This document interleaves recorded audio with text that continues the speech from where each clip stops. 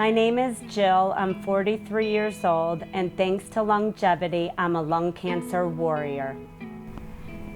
My story with lung cancer actually started 30 years ago. When I was 13, I lost two grandparents to lung cancer within weeks of diagnosis and then within weeks of each other. And 6 months later, my dad was diagnosed with lung cancer. He died 3 months later at the age of 41. There was a short reprieve in our family from lung cancer, but about 10 years later, my close Aunt Dee Dee was diagnosed with lung cancer. At the time, we had caught it early, and she had surgery and was considered cured. 2 years later, we celebrated a clean scan for my Aunt Dee Dee, but not for long because that's when my mom was diagnosed with lung cancer. Unfortunately, we didn't catch a break that time, and my mom died 6 months later at the age of 54. Less than a year after my mom died, there was a third cancer they had found in my Aunt Dee Dee, and 18 months later, she died at the age of 56. So I was, 30 years old. I had a couple of kids at the time, and I was just completely devastated and had so much anger and sadness.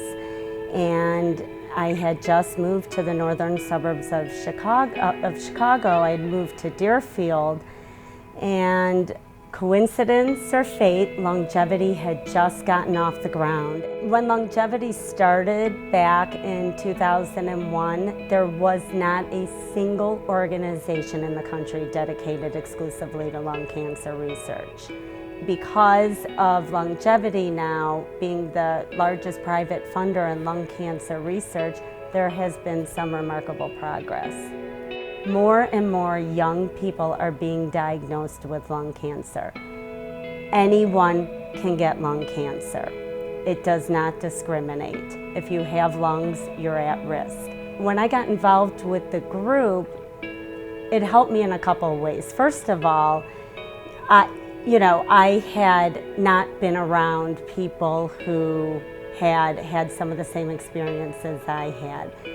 So it was helpful and supportive to be with those people, and in a way it was the best therapy I could have ever had. It also became my vehicle to fight back. It gave me a control. I had no control over my losses, but by getting involved with LUNGevity, I was empowered. I was empowered to make a difference.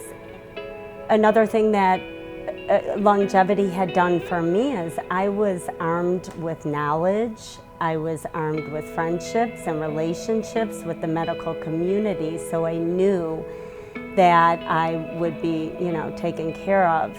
There have been so many advancements in lung cancer research in the past 7 years especially, and that there really is hope. There are new discoveries, new drugs in the pipeline.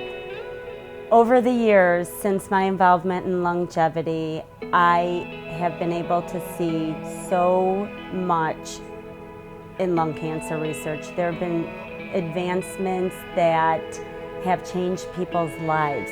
The prolonged survival rate for people with lung cancer has increased dramatically because of some of these new treatments. And it's great to see that LUNGevity has funded some of these treatments. LUNGevity has invested in some great research, and it's interesting because I was able to listen to a scientist at the hospital where I'm treated talk about what he has discovered in his progress report, and the excitement was great. But at the same time, I realized that I'm part of that research. And it's great what he's doing, and it felt great that I was able to contribute to lung cancer research. Some of the common misconceptions of lung cancer are the disease is self-inflicted. The patient had to do something like smoke to get lung cancer. They brought it upon themselves. Another misconception is that, lung cancer happens in 75-year-old men that are smokers. And it is really frustrating because any other cancer, when you're diagnosed, someone will say to you, "I am so sorry, what can I do to help?" When you're diagnosed with lung cancer and you tell someone, they say, "I didn't know you smoked," or "How long did you smoke?" Lung cancer has been shadowed by a stigma of shame and blame, and that needs to come to an end.